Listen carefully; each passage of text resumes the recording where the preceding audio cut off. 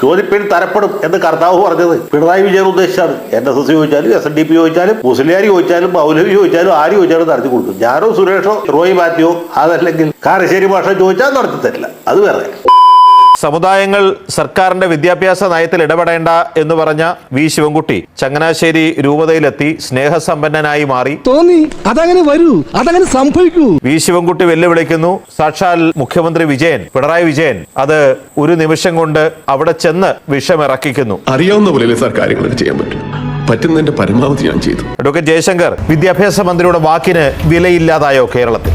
അത് പണ്ടും അങ്ങനെ തന്നെ ആയിരുന്നല്ലോ. അല്ലെ, ഈ സ്നേഹം എന്ന് പറഞ്ഞത് വളരെ പ്രധാനപ്പെട്ട ഒരു കാര്യമല്ലേ. സ്നേഹമാണ് അഖിലസാരം മൊഴിയിൽ എന്നാണ്. അപ്പൊ ഈ സ്നേഹം കണ്ടപ്പോൾ പുള്ളിയുടെ കരൾ അലിഞ്ഞുപോയി. അല്ലെ, ശിവൻകുട്ടി തിരുമേനിമാരെ പേടിച്ചിട്ടോ അല്ലെങ്കിൽ മതമേലധ്യക്ഷന്മാരെ കണ്ട് മുട്ടുപറച്ചതൊന്നുമല്ല. പറഞ്ഞ വിശ്വസിക്കോ? ഇല്ല, വിശ്വസിക്കില്ലേ? എന്റെ മതി, നിന്റെ ചായ കുടി. അഹങ്കാരി എന്താ നീയൊക്കെ? അവിടെ ചെന്ന് അവരുടെ ആ സ്നേഹവും ആ ഒരു താല്പര്യമൊക്കെ കണ്ടപ്പോൾ അദ്ദേഹത്തിന്റെ കരൾ അലിഞ്ഞുപോയി. ഐസ് ഫ്രൂട്ട് വെയിലത്ത് വെച്ച പോലെ. മാത്രമല്ല, അരമനയിൽ ചെല്ലുമ്പോ അണ്ടിപ്പരിപ്പും അതുപോലെ ഈന്തപ്പഴമൊക്കെ കൊടുക്കുമല്ലോ. എന്താണെന്നറിയില്ല, ഇപ്പൊ എത്ര കഴിച്ചാലും വിശപ്പില്ല. ആർത്തി കൂടിട്ടാവും. അതൊക്കെ കഴിച്ചപ്പോൾ പുള്ളിയുടെ നിലപാട് മാറി. മാത്രമല്ല, NSSകാർ കോടതിയിൽ പോയി വാങ്ങിയ ഉത്തരവ് കോടതിയിൽ പോകാത്ത മതമേലധ്യക്ഷന്മാർക്ക് കൊടുക്കുന്നതിൽ എന്താ തെറ്റുള്ളത്? ഏതായാലും ഭക്ഷണം മുടക്കണ്ട, ധൈര്യമായിട്ട് കഴിച്ചോളൂ. ഓഹോ, അപ്പൊ ആ ഒരു ഉദ്ദേശത്തോടെയാണല്ലേ നീ ഇവനെ ഉരുട്ടുരുട്ടി തീറ്റത്. എല്ലാവരും ഒരുപോലെ കോടതിയിൽ പോകണം. എല്ലാവരും വലിയ വക്കീലന്മാരെ കാശ് കൊടുത്ത് എൻഗേജ് ചെയ്യണം. അധ്വാനിച്ച് വിധി മേടിക്കണം എന്ന് എവിടെയെങ്കിലും പറഞ്ഞിട്ടുണ്ടോ? അങ്ങനൊന്നും ചെയ്യേണ്ട ആവശ്യമില്ല. അതൊക്കെ ശിവൻകുട്ടിക്കാരൻ. പിന്നെ പുള്ളി നിയമസഭയിൽ പറഞ്ഞപ്പോൾ അകന്ന് പുറകിലിരിക്കുന്ന പാർട്ടിക്കാരുടെ കൈയടി കിട്ടാൻ വേണ്ടി പറഞ്ഞു എന്ന് മാത്രമേ ഉള്ളൂ. നമുക്ക് അപ്പോഴേ അറിയാം ഇതൊക്കെ എവിടെ ചെന്ന് അവസാനിക്കുന്നു. ഇത് ആദ്യത്തെ സംഭവം അല്ലല്ലോ. മോനെ ദാമു, നിന്റെ വെടി ഞാൻ കുറെ കേട്ടതല്ലേടാ. പുള്ളി എന്തുകൊണ്ടാണ് നമ്മൾ മൂന്നാം മുട്ടശ്ശേരി എന്ന് വിളിക്കുന്നത്? പുള്ളി എത്ര തവണയാള് വാളൂരിയത് ഓരോ സമുദായ സംഘടനക്കാർക്കെതിരായിട്ട് ഇല്ലേ? ഇവിടെ ജനറൽ ന്യൂട്രൽ യൂണിഫോം ഉണ്ടാക്കാൻ പോയത് ഓർമ്മയില്ല? സ്കൂളിലെ ക്ലാസ് ടൈം കാലത്ത് വൈകുന്നേരം ക്ലാസ് ടൈം ദീർഘിപ്പിക്കാൻ തീരുമാനിച്ചത് നമ്മൾ കണ്ടത്. ശാസ്ത്രത്തിന്റെ ഒരു വളർച്ച അങ്ങനെ എന്തെല്ലാം കാണാൻ കിടക്കുന്നു. അങ്ങനെ എന്തെന്ത് പരിഷ്കാരങ്ങൾ നടത്തിയ ഒരു മന്ത്രിയാണ് അദ്ദേഹം. ഭയങ്കരം തന്നെ. ആളുകൾക്ക് പുള്ളിയെ പുച്ഛമാണ്, പരിഹാസമാണ്. പക്ഷെ ആള് വിദ്യാഭ്യാസ വിചക്ഷണനാണ്. സത്യം പറഞ്ഞാൽ മുണ്ടശ്ശേരി മാഷിനും മുഹമ്മദ് വായിക്ക് ശേഷം ഇത്രയും പണ്ഡിതനായ, ഇത്ര പ്രഗത്ഭനായ, ഇത്ര കാര്യശേഷിയുള്ള കർമ്മ നിപുണനായ ഒരു വിദ്യാഭ്യാസ മന്ത്രി ഉണ്ടായിട്ടില്ല. അപ്പൊ ഇതുപോലെ പ്രഗത്ഭനായ ഒരു മന്ത്രി കിട്ടിയാൽ നമ്മളെല്ലാവരും സന്തോഷിക്കണം. പിന്നെ ഈ മന്ത്രിസഭയുടെ ഒരു പ്രത്യേകത, ശിവൻകുട്ടി മാത്രമല്ല, ഒരുപാട് പ്രതിഭകളുണ്ട്. ശിവൻകുട്ടിയെ കാണുമ്പോൾ നമുക്ക് ബിന്ദു എത്ര മഹതിയാണെന്ന് മനസ്സിലാവും. ബിന്ദുവിനെ കാണുമ്പോൾ ഇതിനേക്കാൾ എത്ര ഭേദമാണ് സജി ചെറിയാൻ എന്ന് തോന്നും. അങ്ങനെ ഓരോ മന്ത്രിയും ഇത് മത്സരിച്ചുകൊണ്ടിരിക്കുകയാണ്. അവര് തമ്മിൽ കോമ്പറ്റീഷൻ അല്ലേ? ആരാണ് കൂടുതൽ കേമൻ, ആരാണ് പ്രഗത്ഭൻ, ആരാണ് കാര്യപ്രാപ്തി ഉള്ള ആൾ എന്നത്. പേരെടുത്ത് പറയാൻ 20 പേരുടെ പേര് നമ്മൾ പറയേണ്ടത്. ഓരോരുത്തരും ഒന്നിനൊന്ന് മികച്ച പ്രതിഭകളാണ്. അപ്പൊ അതുകൊണ്ട് ഇതൊക്കെ സ്വാഭാവികമാണ്. നമ്മൾ മുമ്പ് കണ്ടല്ലേ, ഇനിയും കാണാതിരിക്കുന്നതാണ്. കൈ നനയാതെ മീൻ പിടിക്കുന്ന വിദ്യയിൽ ക്രൈസ്തവ മതമേലധ്യക്ഷന്മാരെ കഴിഞ്ഞിട്ട് വേറെ ആരാണെങ്കിലും സമരം ചേർന്നു സിന്ദാബാദ് വിളിച്ചിട്ടൊക്കെ ആണ് കാര്യങ്ങൾ ചെയ്യുക. അല്ലെങ്കിൽ കോടതിയിൽ കേസ് കൊടുത്തിട്ടാണ്. ഇവരങ്ങനെയല്ല.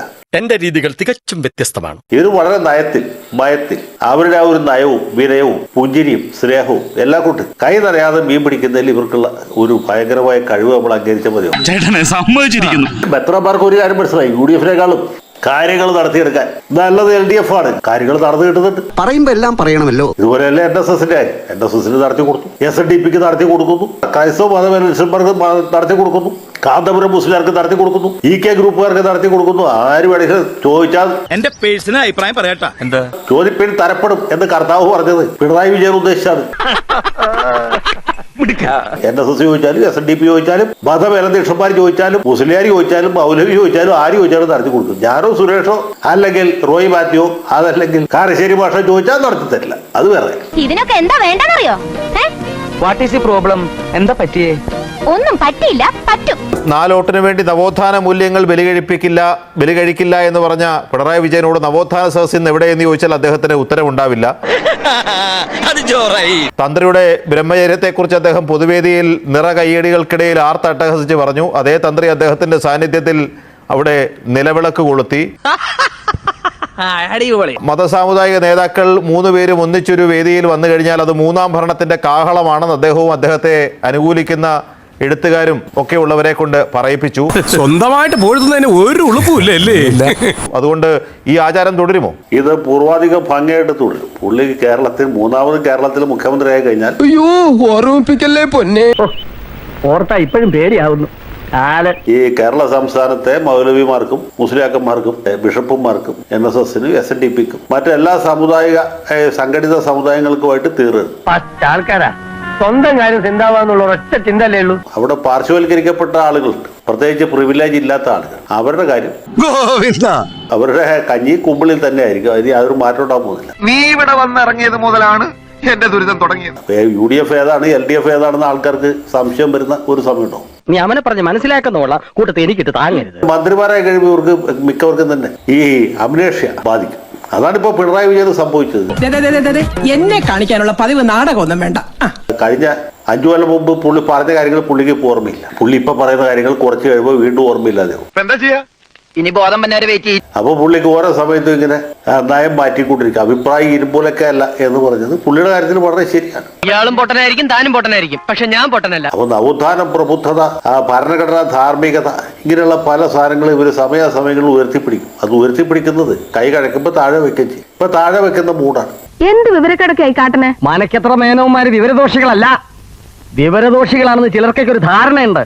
ആ ധാരണ തിരുത്താൻ തന്നെ എന്റെ തീരുമാനം. സമുദായ നേതാക്കന്മാർക്കും മതമേലധ്യക്ഷന്മാർക്കും പൊതുവെ ഒരു പരാതിയുണ്ട്. പിണറായിയെ കുറിച്ചല്ലോ, പ്രതിപക്ഷ നേതാവ് VD സതീശനെ കുറിച്ചാണ്. സതീശൻ സമയാസമയങ്ങളിൽ കടിച്ചുകുളങ്ങരയിൽ പോകുന്നില്ല, പെരുന്നേൽ ചെല്ലുന്നില്ല, അല്ലെങ്കിൽ മെത്രാന്മാരുടെ അരമനയിൽ ചെല്ലുന്ന അവരുടെ കൈമുത്തുന്നില്ല എന്നൊരു പരാതിയുണ്ട്. അപ്പൊ ആ ഒരു പരാതി പരിഹരിക്കാനുള്ള ഒരു എളിയ ശ്രമവും കൂടി ഇദ്ദേഹത്തിന്റെ ഭാഗത്തുണ്ട്. ഇങ്ങനെയുള്ള ആളുകളുടെയൊക്കെ കരുണാകടാക്ഷം ഉണ്ടെങ്കിൽ മാത്രമേ മൂന്നാം ഊഴത്തെ കുറിച്ച് ചിന്തിക്കാൻ പറ്റൂ. നമ്മൾ പരിശ്രമിക്കാനുള്ള നമ്മൾ തന്നെ പരിശ്രമിക്കണ്ടേ സിസ്റ്റർ? എന്ത് ചെയ്തിട്ടും കൂടെ ഒരു മെനയാവണില്ലല്ലോ സജി.